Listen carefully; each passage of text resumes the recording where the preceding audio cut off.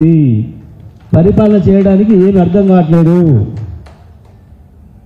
వాడి చేదగాంతనాన్ని మన మీద పడేద్దాం అనుకున్నాడు. దాని కొరకు మనం ఏదో వంకబెట్టడం కొరకు అసెంబ్లీ పెట్టి ఏదో దీంట్లో ఇది అప్పయింది, దాంట్లో అది అప్పయింది,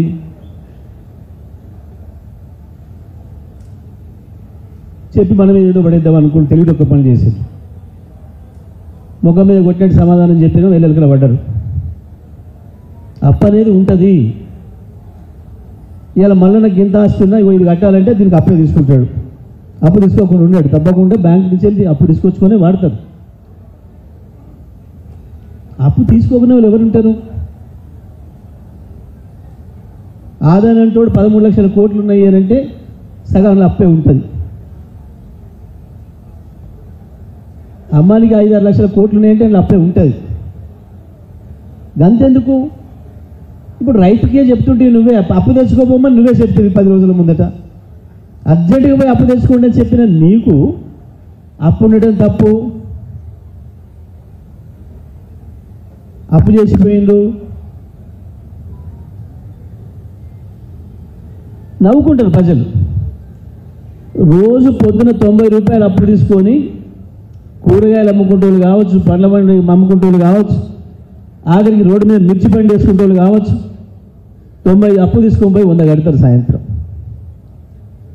గది కూడా తెలియని దద్దమ్మలు మేమేందో చేస్తామని ఉరికొచ్చారు.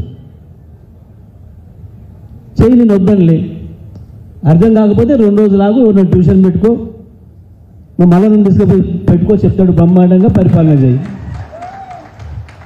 ఎట్లా చేయాలనో, అప్పెట్లా చేయాలనో, అభివృద్ధి ఎట్లా చేయాలనో తెలివి ఏడవాలి.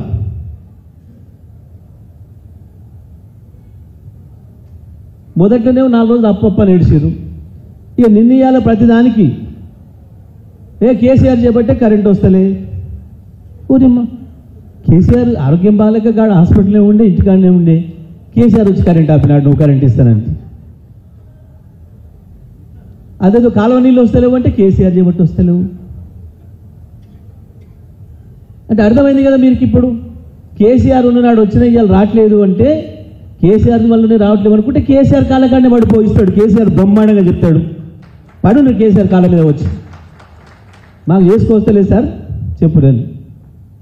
రాష్ట్ర అభివృద్ధి కొరకే కాబట్టి సిద్ధంగా ఉన్నాం సలహాలు ఇవ్వటానికి. ఆ విఘ్నత లేదు. పోరంబొక్కు మాటలు, చిల్లర చేష్టలు, ప్రజల తరఫున ఒక మాట అడిగితే దాడులు చేస్తాం. బొమ్మరావరం పోతే మొన్న రైతులు అడుగుతున్నారు,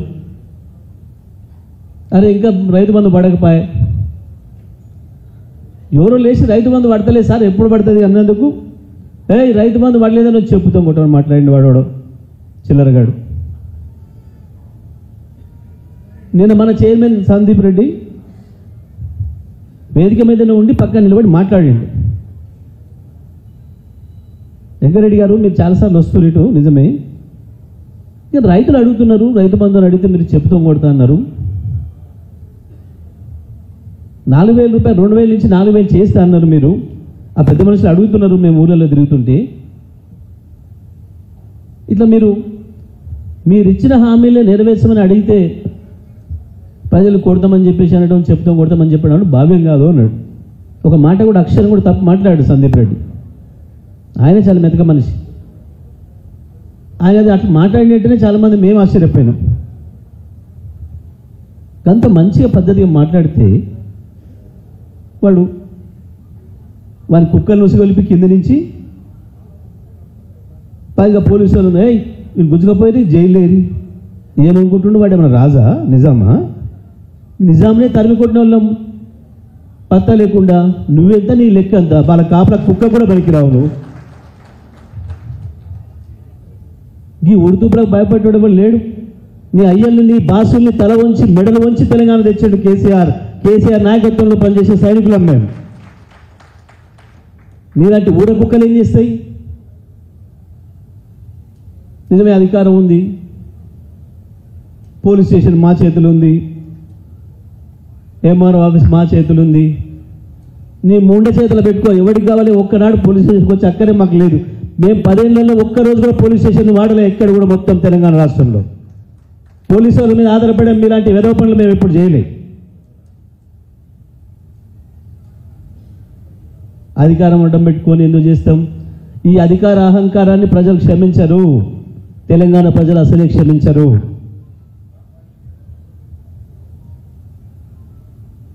ఏమడిగినాం?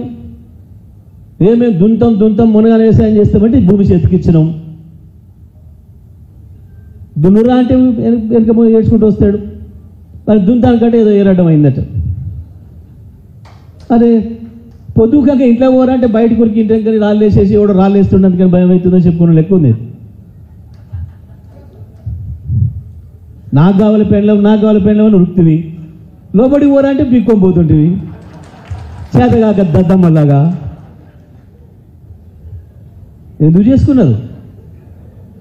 రండలు ఒకరి కేసులు పెడతాం. కేసులు కొత్త, మాకు ఉద్యమకారులకు కేసులు కొత్త, కేసుల పేరు చెప్పి భయపట్టిస్తారా?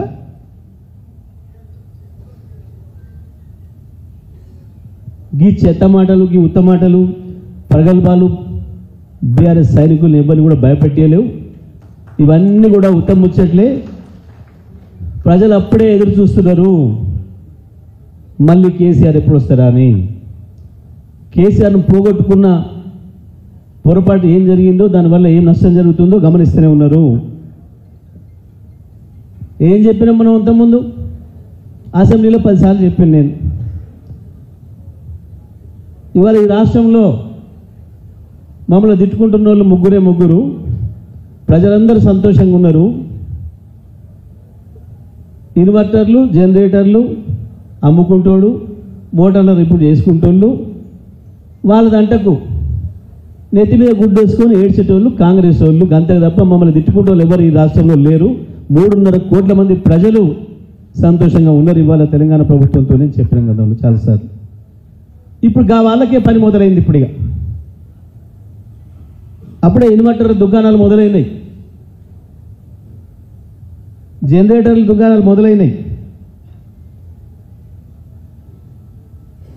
కరెంటు కోతలు మొదలైనాయి. నేను 10 ఏళ్ళు మంత్రిగా చేసిన విద్యుత్ శాఖకి. ఒక్కనాడన నేను ఎప్పుడన్నా కరెంటు రిపేర్ల కొరకు 2 గంటలు కరెంటు బంద్ చేస్తా అని చెప్పినా నేను ఎప్పుడు